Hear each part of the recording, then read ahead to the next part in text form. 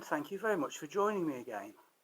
Now, I've had several people ask me about whether I would do a video about the rock houses at Kinver, and I have to say that I've been quite reluctant so far because there are so many videos out there already. If you do a search on YouTube, so many people have already covered them.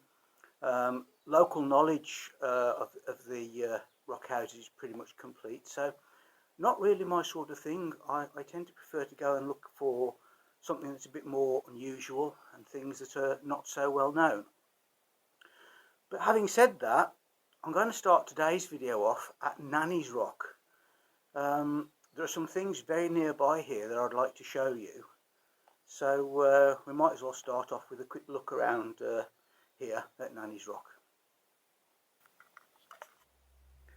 Now, looking around here, it's quite hard to believe that anybody would actually live in such a place, but there is absolute evidence that it was indeed inhabited. There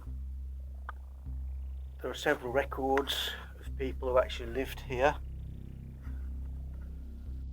and I'll go through those with you in just a moment. Let's just have a little look around. See, it's quite large really. Some incredible graffiti on the walls. Hard for me to say how old some of this is, but I think some of it is literally centuries old. The really strange thing is that there's no actual proper windows or doors here. It's very much open to the elements. It's probably much more eroded and open now than it used to be, but nonetheless there's evidence that indeed this is pretty much what was there. There's some I'll show you later on, actually from a different angle. There's actually some what you might call chimneys or flues cut into the rock, and if you can make that out there in a couple of places, which would suggest that there was fireplaces here at one time. And as I say, it's really hard to believe that anybody would live here. But there is, in the parish records, there is a record of a Margaret of the Foxearth who died in June 1617, the 8th of June 1617 to be precise, who was recorded as actually living here. And then there are two further records, and a sort of a memoir as well, which relate to people living here. Now, I mentioned that Margaret of the Foxearth died in 1617, and there's no other record of anybody living here right up until 1820, when there's a record of a Sarah Evans living here. Then 1830, there's a Nancy Evans here. Don't know if they were there at the same time, if they shared it at any point, and I can only assume that they were probably related. But apart from that, the only other reference we get then is into around 1890. In the diaries of Nancy Price, she recalls being as a little girl, probably about 10, she used to come out on a pony and meet up with a reclusive lady that used to live here. A lady who was known for making potions and herbal remedies and telling fortunes. She was largely avoided by the people of the village, but Nancy Price seemed to have struck up quite a friendship with her and used to visit her from time to time. Now, it's quite likely, I think anyway, that this lady, shall we say, that Nancy Price used to visit is probably the Nanny after whom the rock is named. Can't say for sure, don't know whether that name was already in use by that time, but yeah, I suspect that was the case. We don't know this lady's name for sure, but I do wonder whether it was either Sarah Evans or Nancy Evans. Nancy Evans in particular maybe could still have been around at that time. She'd been very elderly obviously, but who knows. Anyway, there you go, that's Nanny's Rock. I'm going to move on now. Right, well, I'm not very far from Nanny's Rock now, and I've only came across this very, very recently. Now, I've always known that Vales Rock had a well. I've also known for a very long time that Holy Austin Rock had a well, but I really didn't know that Nanny's Rock had a well, and I strongly suspect that that is indeed what we have here.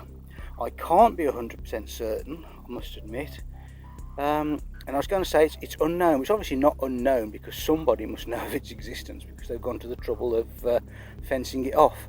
I suspect the National Trust have done it, but as I say, owing to its proximity to Nanny's Rock, I can't guarantee it, but I suspect that this is indeed a well.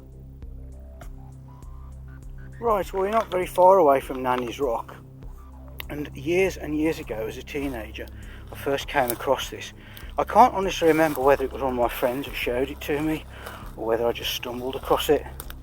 It's a bit strange. We're right up on the hillside, as I say, not too far from Nanny's Rock, and you come across this.